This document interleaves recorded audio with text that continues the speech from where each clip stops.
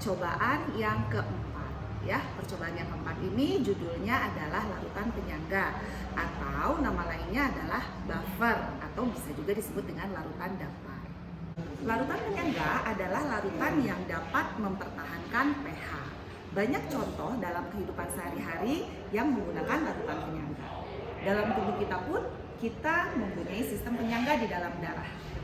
Ya, dan selain itu di dalam industri juga larutan penyangga digunakan sebagai pengawet makanan.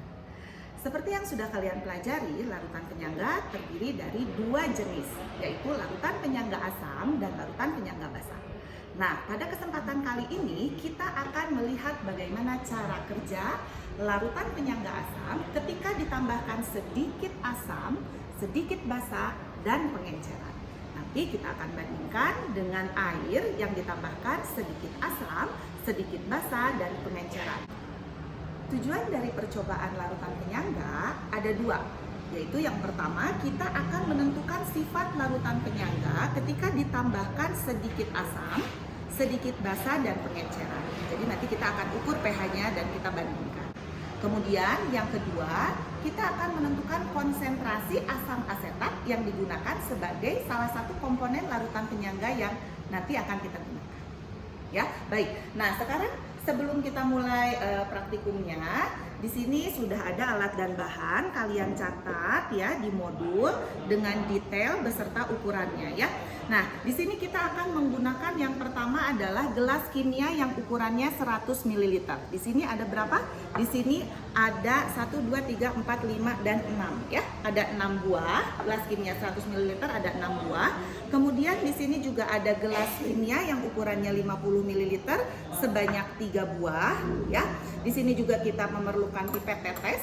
Ya, pipet tetesnya boleh kalian tulis 3 buah dan 1 buah batang pengaduk ya. Kemudian kita juga perlu gelas ukur karena nanti kita akan mengukur sejumlah volume zat ya. Jadi kita gunakan di sini gelas ukur yang ukurannya 25 ml sebanyak 2 buah dan gelas ukur yang ukurannya 10 ml itu juga sama 2 buah ya. Nah, kita juga nanti akan menggunakan botol semprot yang isinya Aquades. Dan untuk mengukur pH kita akan menggunakan 2 alat. Yang pertama kita akan menggunakan indikator universal. Nah, kalian sudah pernah melihat ini ya, yang seperti pelangi warna-warni. Dan satu lagi kita akan menggunakan pH meter. Nanti pembacaannya digital. Nanti kita lihat bagaimana cara menggunakannya ya. Baik, untuk tadi itu adalah alat-alatnya ya. Nah, untuk bahan-bahannya pertama kita menggunakan CH3COH yang belum kita ketahui konsentrasinya ya. Jadi kalian tulis di situ CH3COH-nya X molar ya. Kemudian kita juga akan menggunakan larutan CH3COONA 0,1 molar. Nah, yang ini sudah diketahui konsentrasinya ya. Kemudian kita juga membutuhkan, nanti kita akan menggunakan larutan HCl 0,1 molar ya. Nah, yang terakhir kita juga akan menggunakan larutan NaOH 0,1 molar ya. Nah, tidak lupa, nah ini selalu ada ya, kalau praktikum kimia kita juga akan menggunakan Aquades ya. Ya, baik, kita akan segera melakukan percobaan ya. Pertama-tama nanti kita akan melakukan pencampuran larutan CH3COH dengan CH3CONA dengan volume yang sama ya untuk membentuk larutan penyangga ya. Nah, kemudian nanti kita akan membagi larutan yang sudah kita buat itu ke dalam 3 buah gelas kimia dengan volume yang sama banyak ya. Nah, nanti kita akan melakukan pengukuran pH ya untuk setiap penambahan asam, basa, dan air ya, sejumlah air. Oke. Nah, pertama kita akan membuat larutan penyangga dulu ya. Nanti kita akan campurkan CH3COOH X molar sebanyak 15 ml ya dengan CH3CONA sebanyak 15 ml sama ya. Oke, sekarang kita akan ukur dulu CH3COOH-nya sebanyak 15 ml. Nah, ini sudah pas 15 ml. Nah, kita masukkan ke dalam gelas kimia yang berukuran 100 ml yang kosong ya. Nah, kita tuang saja seperti ini. Oke, sudah CH3COH. Sekarang kita tambahkan CH3CONA dengan volume yang sama, yaitu 15 ml. Ya. Pembacaannya sejajar mata. Oke, ini pas 15 ml, meniskus bawah. Oke, sekarang kita tambahkan ke sini. Kemudian kita aduk-aduk. Kita aduk-aduk, ini sudah jadi ini larutan penyangga. Sekarang kita akan bagi, nah ini tadi 15 tambah 15 mili ya, jadi 30 mili. Nah 30 mili ini kita akan bagi ke dalam 3 buah gelas kimia yang ukurannya 50 mili ya. Oke, berarti kita pakai ini aja ya, 10 mili. Oke, ini sudah 10 mili. Kita masukkan ke gelas kimia yang pertama. Oke, sudah. Oke, lakukan langkah yang sama, 10 mili untuk gelas kimia yang kedua. Masukkan ke gelas kimia yang kedua. Oke. Nah, terakhir ini sudah kasih 10 mili ya. Jadi kalau kalian tidak ukur pun tidak apa-apa. Kita masukkan lagi. Kita masukkan saja langsung ke gelas kimia. Oke. Sebelum kita melakukan percobaan pengukuran pH, terlebih dahulu kita harus melakukan kalibrasi terhadap pH meter yang akan digunakan. Ya, nanti di sini kalian bisa lihat ya pembacaannya digital. Nah, untuk mengkalibrasi kita menggunakan Aquades saja ya. Nah, di sini Aquades kita masukkan ke dalam gelas kimia ya. Kemudian nanti kita nyalakan pH meternya dengan menggeser tombol yang bagian atas seperti ini ya.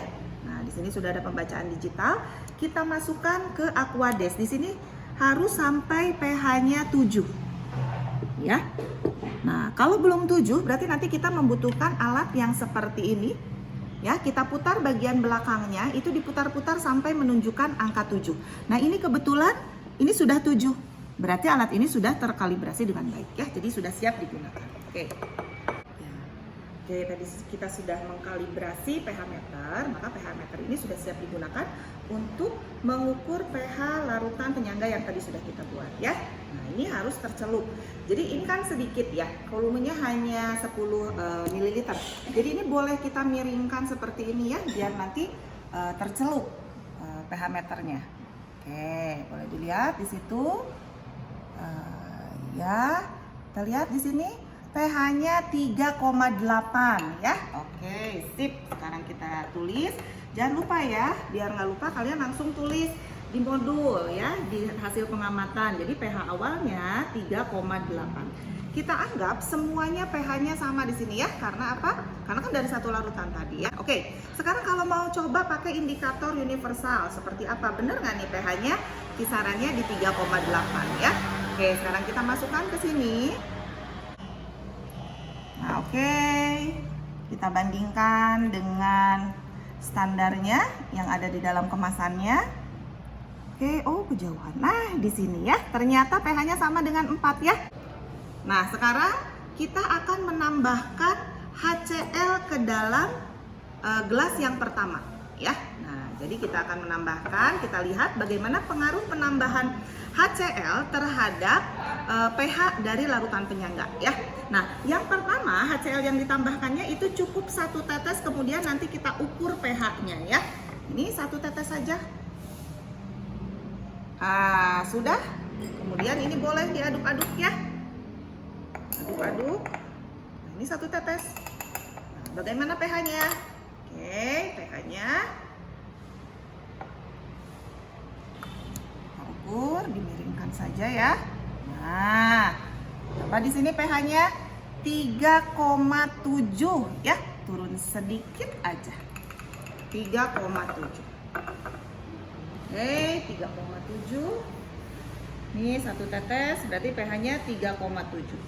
Kita mau melakukan pembacaan dengan menggunakan indikator universal. Oke, boleh. Sekarang kita coba ambil ya, setelah penambahan 1 tetes NaCl, kita lihat pH-nya. Ya, kita bandingkan. Nah, ini ke sini ya, masih tetap 4 ya pH-nya. Oke, masih tetap 4 ya. Oke, kita tulis. Nah, artinya belum ada perubahan pH yang signifikan ya. Nah, kita sekarang akan tambahkan 5 tetes 5 tetes HCl ke sini. Tadi sudah 1 tetes, berarti kita tambahkan 4 tetes lagi ya. Nah, 1, 2, 3, 4. Oke, sudah 4 tetes. Aduk-aduk lagi. Oke. Kemudian kita ukur lagi ya. Ini pastikan tercelup alatnya. Ya. Oke, coba dilihat. Oh, ternyata masih tetap 3,7 ya. Kalian sudah bisa melihat ya. Nih, di sini 3,7 tuh ya. Kita coba pakai indikator universal. Ternyata nah, lihat di sini. Nah, pH-nya masih 4 ya kisarannya ya. Karena kalau indikator universal ini tidak bisa sampai koma-koma detail seperti itu ya. Jadi bulat angkanya ya. Nah, di sini 4 ya. Sekarang 1 mili. Nah, tadi ya 1 mililiter itu sama dengan 20 tetes ya. Nah, sekarang kita akan menambahkan 1 mililiter ke dalam 1 mililiter HCl ke dalam larutan penyangga ini. Tadi sudah kita teteskan sebanyak 5 tetes HCl. Berarti untuk sampai ke 20 tetes kita perlu meneteskan sebanyak 15 tetes lagi ya. Oke, sekarang kita akan hitung. Ya.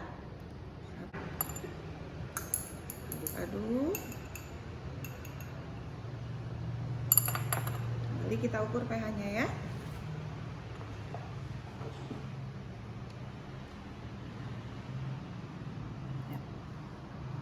Nah, ternyata pH-nya tidak berubah, masih tetap di 3,7 ya. Bagaimana dengan indikator universal? Nah, sepertinya pasti sama ya. Nah, tapi untuk meyakinkan boleh kita coba lagi.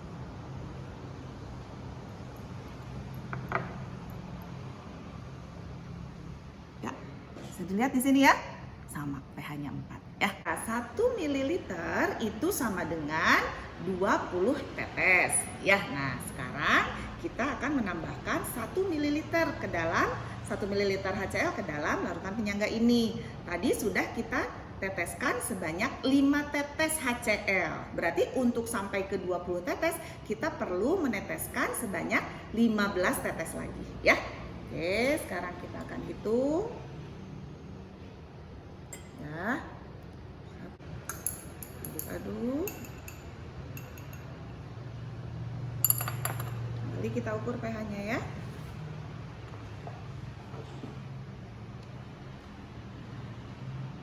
pH-nya tidak berubah, masih tetap di 3,7 ya. Gimana dengan indikator universal? Nah, sepertinya pasti sama ya. Nah, tapi untuk meyakinkan boleh kita coba lagi.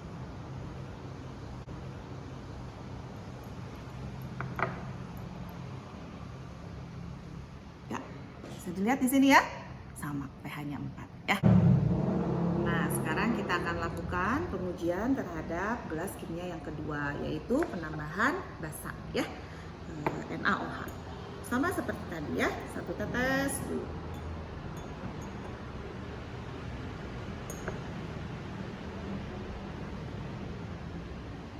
Ini 1 tetes, kemudian kita aduk-aduk lagi ya. Nah, ini batang pengaduk yang digunakan ini harus dibilas dulu ya. pH meter dan batang pengaduknya ini harus dibilas sebelum kita melakukan pengukuran berikutnya. Oke, sekarang kita tes ya.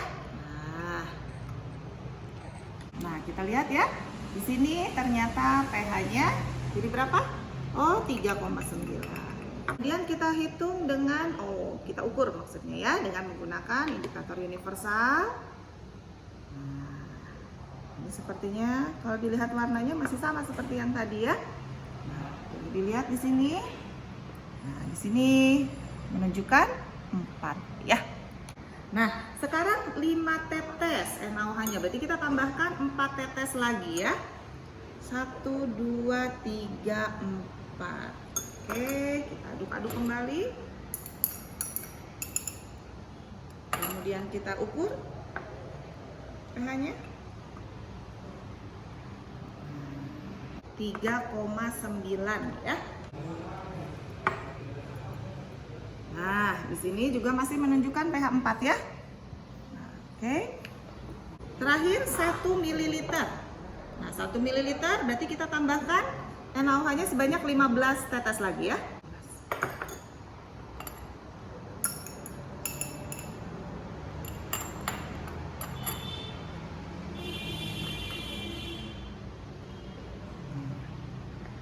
Coba berapa ini? Pas di 4 ya. Nah, sudah tentu kalau pakai indikator universal juga 4, tapi nggak apa-apa, kita coba aja ya.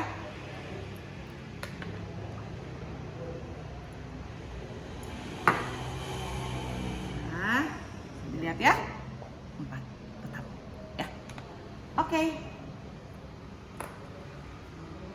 Nah, ya, penambahan HCl dan NaOH untuk larutan penyangga yang kita sudah buat tadi sudah selesai. Nah, sekarang kita lakukan percobaan terhadap gelas kimia yang ketiga. Nah, kalau gelas kimia yang ketiga ini kita akan lakukan pengenceran. Ya, pengenceran itu artinya penambahan sejumlah volume air. Nah, volume air yang ditambahkan di sini cukup 1 ml saja. Ya, kalian boleh menggunakan pipet tetes atau boleh menggunakan gelas kimia ya. Aduk-aduk, kemudian kita ukur pH-nya. Nah. Oke, percobaan pertama sudah selesai. Nah, dari percobaan tadi kalian juga mungkin sudah bisa menyimpulkan ya apa yang terjadi ke dalam larutan penyangga asam ini ketika ditambahkan sedikit asam, sedikit basa, dan pengenceran. Nah, sekarang kita akan lakukan percobaan yang kedua. Kita menggunakan 3 gelas kimia lagi yang kosong ya, ukuran 50 ml. Masing-masing gelas kimia ini kita masukkan 10 ml air ya. Airnya kita ukur dengan menggunakan gelas ukur. 10 ml. Ini sudah pas 10 ml. Oke, untuk gelas yang kedua. Akhir gelas 1 ml. Oke, ya baik ya.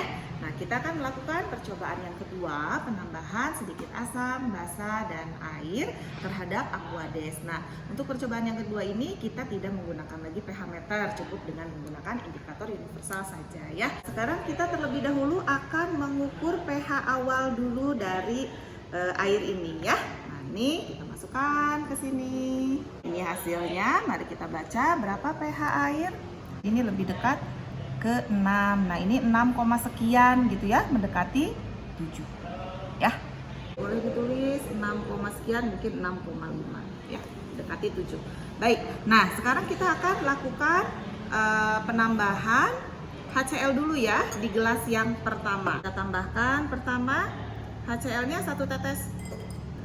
Kemudian kita aduk-aduk. Ukur kembali pH-nya dengan menggunakan indikator universal.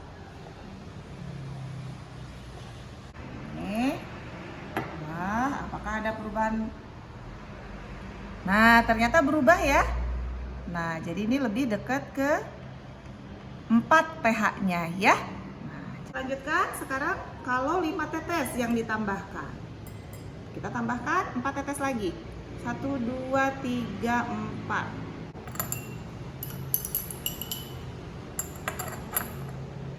Ukur kembali. Nah, ini perubahannya drastis. Kita lihat, kita ukur pH-nya. Nah, ini ketiga ya. Kalau kedua nggak nyampe ya, ini 3 lebih mirip. Kita tambahkan 15 tetes lagi. Gelas pertama ini ya, ini penambahan 1 ml HCl. Aduk-aduk. Kalian tadi bisa bandingkan dengan ketika kita menambahkan larutan asam di larutan penyangga. Tuh, ini berubah lagi pH-nya ya. Oke. Nah, ini ungu sekali ya. Kalau ke 1 tidak ya, tapi ke 2 ya.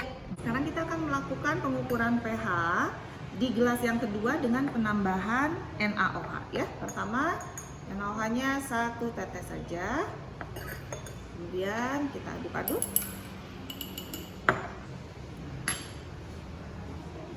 kita ukur pH-nya. Nih hijau sekali ya. Bisa kita lihat di sini. Ke 7 dia enggak ya. Nah, ini lebih ke 8 ya. Tuh, lebih ke 8 ya. Kemudian 5 tetes, kita tambahkan 4 tetes lagi. Oke. Aduk. Gitu. Nah, ini berubah lagi nih pH-nya nih ya. Makin biru ya. Nah. Oke. Lihat di sini 10 ya kalau sebelah ya 10 ini. Nah, sekarang 1 mili, berarti kalau 1 mili tambahin lagi 15 tetes. Oke. Aduk. Ukur kembali pH-nya.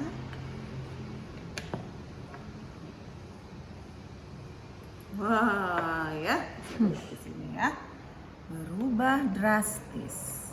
Jadi nah, pH-nya 11. Baik, sekarang kita yang terakhir akan melakukan percobaan yang ketiga. Di gelas yang ketiga, 10 ml air kita tambahkan lagi dengan 1 ml air. Nah, nanti kita hitung lagi pH-nya. Nah, ini 1 ml segini ya. Nah, ini pasti tidak akan berubah pH-nya karena yang ditambahkan adalah air dengan air lagi, ya, Aquades dengan Aquades lagi. Tapi kita buktikan. Oke.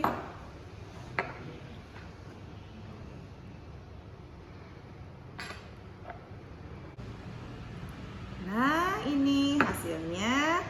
Kita bandingkan di sini ya.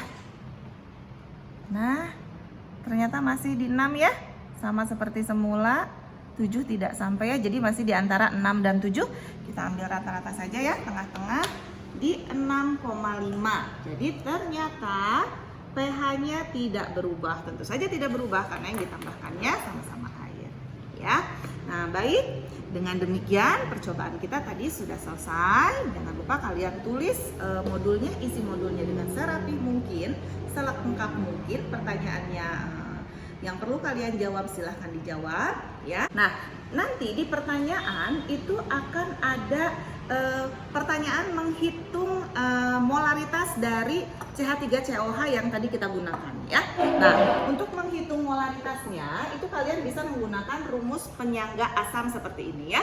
H+ ya, konsentrasi H+ sama dengan Ka dikali konsentrasi CH3COH dibagi konsentrasi basa konjugasinya ya, CH3COO- yang ada dari garamnya ya. Jadi kalian boleh di sini pakai molaritas, boleh juga pakai mol. Oke, nah dengan perhitungan ini nanti akan kalian mendapatkan berapakah konsentrasi dari CH3COH ya. Nah, berarti harus ada data apa saja? Harus ada data Ka, harus ada data konsentrasi H+, dan harus ada data konsentrasi CH3COO- ya. Nah, ini sudah ada semuanya datanya ya. Kalau H+ dapatnya dari mana? Dari pH ya. Nah, tadi kan kita sudah mengukur pH larutan penyangganya berapa. Dari pH itu kamu ubah menjadi konsentrasi H+ ya. Oke. Nah, untuk Ka-nya berapa? Kita gunakan Ka-nya 2 kali 10 pangkat min 5 ya. Oke, selesai sudah percobaan kita hari ini. Semoga apa yang Ibu sampaikan tadi dapat kalian pahami ya. Akan sangat menyenangkan ketika kalian dapat melakukan percobaan langsung di laboratorium ya. Nah, tapi bergiliran ya. Kalau yang belum kebagian, nanti mudah-mudahan percobaan berikutnya akan kebagian ke laboratorium.